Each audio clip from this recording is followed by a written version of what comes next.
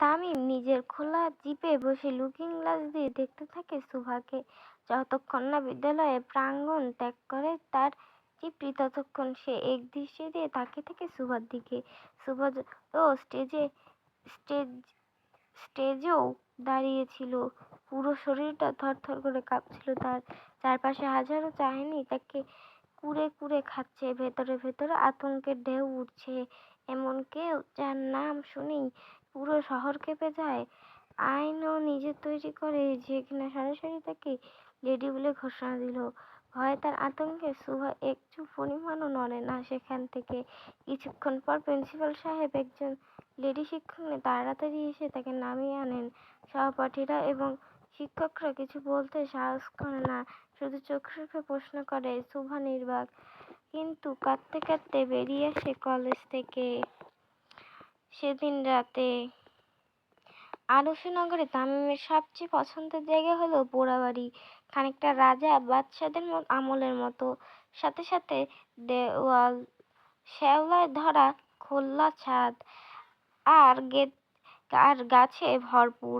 এরকম মনোমুগ্ধকর একটি জায়গা। তামিম সুন্দর মতো নিজের ফোনে এক দৃষ্টি তাকিয়ে থাকে। সেখানে চলছে সেই দিনের প্রোগ্রামের ভিডিও রেকর্ডিং। তামিম একবার পেছন থেকে ফিরে তাকায় নিজের পঞ্চপাণ্ডবদের দিকে। তামিম তাকানোর সাথে সাথে তার পাঁচজনই দূরে চলে আসে। চারপাশে ভাগ করে দেখায়, কালকে মেয়েটার সব ডিটেলস চাই। নাম, বয়স, পরিবার, কোথায় থাকে, কি করে, সব। পঞ্চপাণ্ডব ভয়ে মাথা নাড়ে, কারণ তারা জানে তামিম যখন কোনো কিছু চায় তখন সেটা আকাশের চাঁদ হলেও এনে দিতে হয়। তামিম হালকা হেসে আবার স্ক্রিনের দিকে তাকায়, চোখে সেই ভয়ঙ্কর রূপবতী নারীর ছোঁয়া। এ কোনো মরণ খেলার ইঙ্গিত পাচ্ছি রে? খেলা? মাহির সতর্ক হয়ে প্রশ্ন করে। দিলের খেলা, মহব্বতের খেলা। তামিম তার কালো চশমা করে ফুঁক দিয়ে আবার পরে ফেলে। এই ফাঁদে পড়লে হয়ে যাবে আমার সর্বনাশ। সবাই উচ্চস্বরে হেসে উঠে। তামিম আবার সে স্ক্রিনে দৃষ্টি নিক্ষেপ করে বলে, ওয়েলকাম টু মাই লাইফ পড়ি শিকদার বাড়ি। আজ বাসায় ফিরে মাকে কিছু বলতে পারেনি শুভা। অবশ্য অন্যান্য দিন ও যে বলে এমনটা নয়। শুভা খুবই চাপা স্বভাবের একটি মেয়ে। শান্ত, বঞ্চনভঙ্গি সুন্দর, সবার কথা শুনে খুব মিষ্টি স্বভাবের। মইনুল হোসেন এবং ফাতেমা বেগমের বড় মেয়ে শুভার বাবা একজন ব্লাক ব্যাংকের কর্মকর্তা হয়। তেমন বেশি বাবার সাথে ঘনিষ্ঠতা নেই শুভার, কিন্তু বাবা বলতে আত্মপ্রাণ মেয়েটি।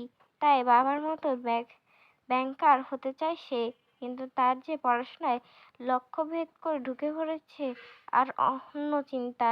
শুভার রাতভর বিছানায় ছটফট করে। বারবার তামিম সরকারের সেই মৃদু অথচ হুমকির শব্দগুলো মনে পড়ে। She is my lady. ওর আশেপাশে কোনো ছেলেকে দেখছি, সে যেন নিজ দায়িত্বে নিজের কাফনের কাপড় কিনে রাখে। এই কথাগুলো শুভার মন তছনছ করে দেয়। সে সারা রাত খুব ভয়ে কাটায় আর অনেকটা উল্টে পাল্টা চিন্তা করতে থাকে। সে জানে একটা সাধারণ হুমকি নয়, এটা তার জীবনে শুরু হতে থাকা এক অন্ধকার অধ্যায়ের ঘোষণা। পরদিন সকাল। প্রতিদিনের মতো আজকেও ঠিক সকাল 8:45 কলেজ যাওয়ার জন্য রেডি হয় শুভা। আর তাকে নিতে এসেছে তার 3 বান্ধবী কলি, কাকলি ও মান্তাসা। কলি ও কাকলি যমজ হয় পরও তাদের মুখগুলো বেশ ভিন্নতা রয়েছে, যার ফলে তাদের মধ্যে প্রায় কে বেশি সুন্দর এটা নিয়ে স্নায়ুযুদ্ধ চলে। শুভা তার বান্ধবী কলেজে যাবার জন্য বের হয় আর রিক্সা খুঁজতে থাকে, কিন্তু কোনো রিক্সাই পায় না তারা। এর মধ্যে তাদের সামনে একটি কালো রঙের BMW উপস্থিত হয়। দুটো অপরিচিত লোক বেরিয়ে আসে। একজন এগিয়ে এসে বিনয়ের সাথে বলে, ভাবি আপনার জন্য গাড়ি পাঠিয়েছেন তামিম ভাই। শুভার মুখ শুকিয়ে যায়, হাঁটু কাঁপতে থাকে, ভয়ে ওদিক ওদিক তাকাতে থাকে। যদি কেউ দেখে ফেলে ভয়ে ভাবি সব ওঠেন না কেলা। হঠাৎ অপরিচিত দুজন লোক শুভকে ভাবি আর আরেকজন ভাবি সাহেব দেখায়। বেশ বিব্রত হয়ে পড়ে শুভা, কিন্তু শুভ্রা সঠিক বুঝে না তৃতীয় দিন তাকে কি ডাকলো, ভাবি সাহেব নাকি ভাবি সাহেব। খুবই বিনয়ের সাথে বলে, দেখুন আমি যেতে পারবো না, আপনারা প্লিজ চলে যান। কালামানিক আবার বলে ওঠে, ভাবি আপনি যদি না আসেন ভাই কাম ফেলা আইবো আপনার নিতে। হ্যাঁ, চোখ দিয়ে আসবে পানি গড়িয়ে পড়ে সুভার, কারণ সে গোটা শহর ভয় পায়। সে কেন এত মেয়ে থাকতে তার পিছনেই লাগলো। সুভা কোনোদিন কল্পনাও করেনি তার জীবনে এমন ঝড় আসবে। তামিম সরকার নামের সুহা আর কোনো কথা চিন্তা না করে তার 3 বান্ধবীকে নিয়ে সোজা সোজা জড়সড় রাস্তায় হেঁটে যেতে থাকে সরকার বাড়ি।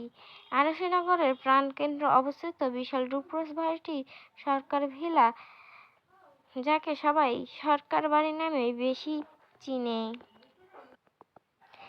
সাদা মার্বেলের মতো চকচক ফ্লোর, বিশাল লন, কাচের জানালা দিয়ে দেখা যায় শহরের বাস্তবতা। এই বাড়ির প্রতিটি ইটে কাঠে মার্বেলে মিশে আছে ক্ষমতার ঘ্রাণ। তানভীর সরকারের রাজনৈতিক প্রভাব এতটাই ব্যাপক যে এখানে দেশের হাই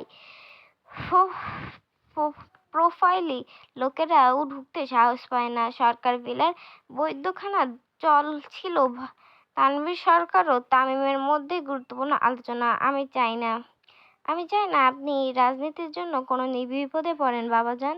বিভিন্ন নেতাদের চোখ আপনার ওপরে। তামিম ঠোঁটে এক চিলতে হাসি টেনে বলে, আমার ফোন নাম্বারটা দেখলেই যেখানে তাদের প্যান্ট ভিজে যায় সেখানে নজর। আব্বাজান, আপনি এমপি তামিম সরকারের পরে আগে আপনার ছেলে অর্থাৎ প্রধানমন্ত্রী তানভীর সরকারের ছেলে আমার পিছনে লাগা সোজা না। তানভীর সরকার হালকা হেসে বলেন, আপনি শুধু আমার ছেলে না, আমার অমূল্য সম্পদ। তামিম সরকার তানভীর সরকারের কথার মাঝেই ছোট্ট করে তামিমের ফোনে একটা টেক্সট আসে। সেটা দেখার পরই তামিমের মুখে নকশা বদলে যায় আর সে উঠে বেরিয়ে আসতে থাকে সরকারি ভিলা থেকে। চলবে এখানেই সমাপ্ত হলো এমপি তামিম সরকার পর্ব 2। ধন্যবাদ।